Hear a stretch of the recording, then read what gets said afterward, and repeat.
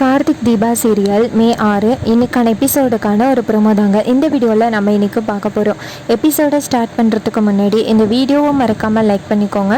உங்களுடைய ஒவ்வொரு லைக்ஸும் அடுத்து வீடியோ போடுறதுக்கு எனக்கு கொஞ்சம் இன்ட்ரெஸ்டிங்காகவும் மோட்டிவேஷனாகவும் இருக்கும்.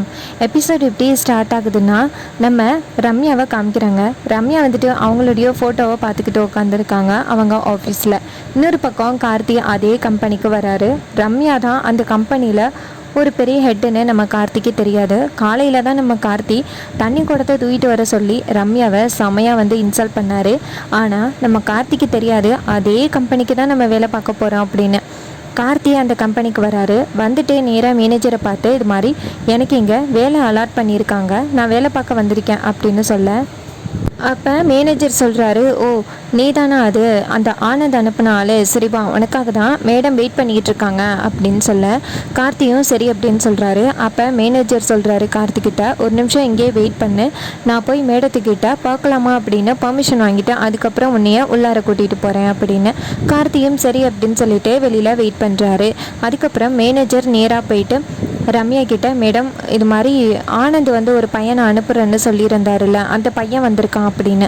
அப்போ ரம்யா கேட்குறாங்க, பையன் பார்க்க எப்படி இருக்கான் அப்படின்னு. அதுக்கு மேனேஜர் சொல்கிறாரு, ரொம்ப யங்காக இருக்கான், நல்லா வேலை பார்ப்பான்னு நினைக்கிறேன் அப்படின்னு. இது கேட்டுட்டு ரம்யாவும் சரி அப்படிங்கிறாங்க. அப்போ மேனேஜர் சொல்கிறாரு, அதோட அவனை பார்க்கையில் ஏதோ பெரிய எடுத்த பையன் மாதிரியே இருக்கான் அப்படின்னு. அப்போ ரம்யா சொல்கிறாங்க, இப்போ பார்க்குறவங்களாம் அப்படி தானே இருக்காங்க, நம்ம கன்ஃபார்ம் பண்ண முடியாது இல்லையா, வர சொல்லுங்கள் அப்படின்னு. மேனேஜரும் சரி அப்படின்னு சொல்கிறாரு. அப்போ ரம்யா சொல்கிறாங்க, கம்பெனியில் அந்த ப்ரொடக்ஷன் ஒர்க்கெல்லாம் கரெக்டாக நடக்குதானே போய் பாரு, நான் இவனை இன்டர்வியூ எடுத்து என்ன வேலைன்னு அலாட் பண்ணுறேன் அப்படின்னு. இது கேட்டுட்டு மேனேஜரும் சரி அப்படின்னு சொல்லிட்டு வெளியில் வராரு. வெளியில் நேராக கார்த்தியை பார்த்து, மேடம் உன்னைய பார்க்கணுன்னு சொன்னாங்க, இன்னொரு முக்கியமான விஷயம், மேடத்துக்கு நிறைய கோவம் வரும், அதனால நீ உள்ளார போனத்தோட கை கட்டிக்கிட்டு தான் நிற்கணும் அப்படின்னு. இது கேட்டுட்டு கார்த்தியும் சரி அப்படின்னு சொல்கிறாரு. இன்னொரு பக்கம் ரம்யா வெயிட் பண்ணிக்கிட்டு இருக்காங்க. சோஃபாவில் அந்த பக்கமாக திரும்பி உட்காந்துருக்காங்க. அங்கே பெரிய ஃபோட்டோ இருக்குது, ரம்யாவோட ஃபோட்டோ.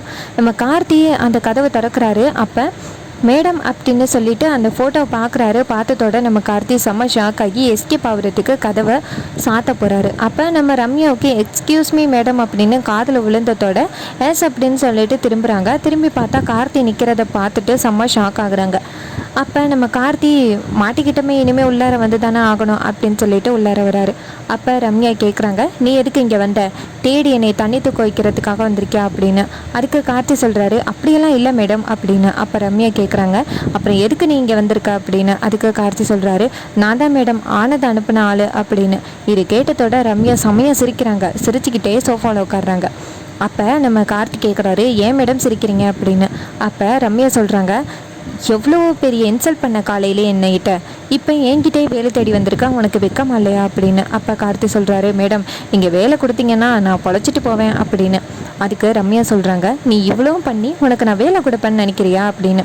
அப்போ கார்த்தி சொல்கிறாரு, மேடம் நீங்கள் வேலை கொடுப்பீங்கிற நம்பிக்கையில் தான் நானே வந்திருக்கேன் அப்படின்னு. அதை கேட்டுட்டு ரம்யா சொல்கிறாங்க, நீ என்ன பேசினாலும் எங்கே உனக்கு வேலை கிடையாது, போய்கிட்டே இரு அப்படின்னு. அப்போ கார்த்தி நேராக ரம்யா பக்கத்தில் மேடம் தயவு செஞ்சு வேலை கொடுங்க மேடம் அப்படின்னு சொல்ல, ரம்யா சொல்கிறாங்க, ஏய் எட்டி நில்லு, கெஞ்சிற காலையில் அவ்வளோ திமிரா பேசுன அப்படின்னு. அதுக்கு கார்த்தி சொல்கிறாரு, மேடம் இதுவே உங்கள் அம்மா இருந்தால் அந்த மாதிரி காரில் தட்டி விட்டுட்டு போவீங்களா, பார்க்க ரொம்ப கவலையாக இருந்துச்சு, அதான் மேடம் நான் தட்டி கேட்டேன், எதுவும் தப்பு நடந்துச்சுன்னா நான் தட்டி கேட்டுருவேன் அப்படின்னு. அதுக்கு ரம்யா சொல்கிறாங்க, இங்கே பாரு, தப்பு நடந்தால் தட்டி கேட்குறது ஓகே, ஆனால் இங்கே எந்த யூனியனும் இல்லை, இங்கே என்ன தப்பு நடந்தாலும் உன்னால் தட்டி கேட்க முடியாது அப்படின்னு. இதை கேட்டுட்டு கார்த்தி சொல்கிறாரு, மேடம் நீங்கள் எனக்கு வேலை போட்டு கொடுத்தா மட்டும் போதும், நான் எதுவுமே சொல்ல மாட்டேன், அமைதியாக வேலை பார்ப்பேன் அப்படின்னு சொல்ல, உடனே ரம்யாவும் சரி அப்படின்னு சொல்லிட்டு கார்த்திக்கு ஒரு வேலையை அலாட் பண்ணுறாங்க. கார்த்தி உடனே ரொம்ப நன்றி சொல்கிறாரு, மேடம் எங்கே நீங்கள் எனக்கு வேலை கொடுக்காம போயிருவீங்களோன்னு நான் ரொம்ப சோகமாயிட்டேன், தேங்க்ஸ் மேடம் அப்படின்னு சொல்ல, அதுக்கு ரம்யா சொல்கிறாங்க, இங்கே பாரு, உன்னை இங்கே எதுக்காக வேலைக்கு சேர்த்துருக்கேன் தெரியுமா, அப்போ தான் உன்னைய டெய்லி உன்னைய கஷ்டப்படுத்தலாம், உன்னை பழி வாங்கலாம் அப்படிங்கிறதுக்காக தான் உனக்கு இந்த வேலையை கொடுத்தேன் அப்படின்னு. இது கேட்டுட்டு கார்த்தி சரிங்க மேடம் அது அப்புறம் பார்த்துக்கலாம் அப்படின்னு சொல்லிட்டு கார்த்தி அந்த இடத்துலேருந்து போகிறாரு. அப்போ நம்ம ரம்யா யோசிக்கிறாங்க, இவனுக்கு சரியான திமிரு பிடிச்சவனாக இருப்பான் போலையே, ஆனந்த் சொன்னது உண்மைதான் அப்படின்னு நினைக்கிறாங்க. நம்ம ரம்யா நேராக ஆனந்துக்கு கால் பண்ணுறாங்க. ஆனந்த் கேட்குறாரு, என்னாச்சு ரம்யா அப்படின்னு. அதுக்கு ரம்யா சொல்கிறாங்க, காலையிலேயே அந்த கார்த்தி என்ன பண்ணான் தெரியுமா, என்னைய தண்ணி குடம் தூக்க வச்சு என்னை இன்சல்ட் பண்ணிட்டான், இங்கே அதே வேலை கேட்டு வந்திருக்கான் அப்படின்னு. அப்போ ஆனந்த் சொல்கிறாரு, நான் அப்போவே சொன்னேன்னே அவன் சரியான திமிரு பிடிச்ச ஆள், அதனால தான் அவனை உன் கம்பெனிக்கு அனுப்பினேன். இப்போ அவனை என் கம்பெனியில் வச்சுருந்தா அவன் வேலை பார்ப்பானா, அதனால தான் உன் கம்பெனிக்கு அனுப்பிவிட்டேன் அப்படின்னு. உடனே ரம்யா சொல்கிறாங்க, இவனுக்கு இருக்குது, இதுக்கப்புறம் என்கிட்ட செம்மையாக மாட்டினான் அப்படின்னு சொல்லிட்டு ஃபோனை கட் பண்ணுறாங்க. அப்போ நம்ம ரியா கேட்குறாங்க, ஆனந்த் என்னாச்சு அப்படின்னு. அதுக்கு ஆனந்த் சொல்கிறாரு, கார்த்திக் காலையிலேயே அந்த ரம்யா கிட்ட செமையாக வம்பிழுத்துருக்கான், இதனால் ரம்யா வந்துட்டு செம்ம கோவப்பட்டிருக்கா. பார்த்தா கார்த்தியை அந்த கம்பெனிக்கு போனதோட செம்ம ஷாக் ஆகிட்டா அந்த ரம்யா. அந்த கார்த்தியை பழி வாங்குறேன், கார்த்தியை சும்மா விட மாட்டேன் அப்படின்னு ரம்யா சொல்கிறா. ரம்யா சரியான கோவத்தில் இருக்கா கார்த்தி மேலே. அதனால் கார்த்தி 2 நாள் கூட அங்கே தங்கி வேலை பார்க்குறதுக்கு வாய்ப்பே இல்லை. ரம்யா படுத்துகிற பாடில் கண்டிப்பாக கார்த்தி அந்த வேலையே வேணான்னு சொல்லிட்டு வந்துடுவான், நமக்கு இந்த சொத்து கிடைக்க போகுது அப்படின்னு சொல்ல ரொம்ப சந்தோஷப்படுறாங்க நம்ம ரியா. அப்போ நம்ம ஆனந்த் சொல்கிறாரு, அவன் ஈவினிங் வந்ததோட அவன்கிட்ட கேட்கணும் என்ன நடந்துச்சு அப்படின்னு. ரியாவும் சரி ஆனந்த் அப்படின்னு சொல்கிறாங்க. இன்னொரு பக்கம் நம்ம ரியா கேட்குறாங்க, ஏன் ஆனந்த் ஒர்க்குக்கு கிளம்பலையா அப்படின்னு. அப்போ ஆனந்த் சொல்கிறாரு, கார்த்தியை பழி வாங்கணும் அப்படிங்கிறதுக்காக தான் நான் வேலைக்கு போயிட்டு இருந்தேன், இனிமேல் நான் வேலைக்கு போக அவசியமே கிடையாது அப்படின்னு. ரியாவும் சரி ஆனந்த் அப்படின்னு சொல்கிறாங்க.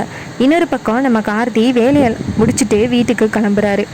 அப்போ நம்ம ரம்யா சொல்கிறாங்க, இன்றைக்கி ஏதோ வேலை பார்த்துட்டேன், நாளைக்கு உனக்கு இருக்குது அப்படின்னு சொல்ல கார்த்தி சொல்கிறாரு, சரி மேடம் அது அப்புறம் பார்த்துக்கலாம் அப்படின்னு சொல்லிட்டு கார்த்தி நேராக வீட்டுக்கு வராரு. நம்ம கார்த்தியோட திமிர்த்தனத்தை பார்த்துட்டு ரம்யா செம கோவப்படுறாங்க. நம்ம கார்த்தி நேராக வீட்டுக்கு வராரு. வீட்டுக்கு வந்ததோட நம்ம கார்த்தி வந்துட்டு தீபா கிட்ட, ரம்யா சாப்பாடு கொண்டு வா அப்படின்னு சொன்னதோட நம்ம தீபா ஷாக் ஆகுறாங்க. எனக்கு சொன்னீங்க அப்படின்னு. அப்போ கார்த்தி சிரிச்சுக்கிட்டே, இல்லை தீபான்னு தான் சொன்னேன் அப்படின்னு.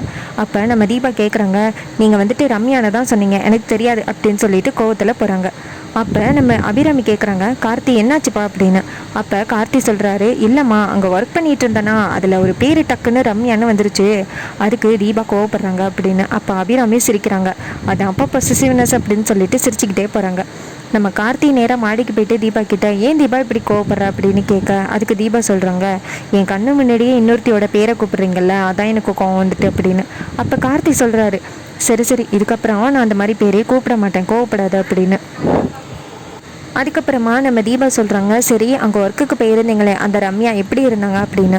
அதுக்கு கார்த்தி சொல்கிறாங்க, ரொம்ப அழகாக தான் இருந்தாங்க, செமையான திமிருத்தனம் ஆனா அப்படின்னு. இதை கேட்டுட்டு நம்ம தீபா டென்ஷன் ஆகுறாங்க, என்ன சொன்னீங்க அப்படின்னு. அப்போ கார்த்தி சொல்கிறாரு, என்ன தீபா அவங்கள பற்றி கேட்ட, நான் சொன்னேன், இதுக்கு போய் ஏன் மேலே கோவப்படுற அப்படின்னு.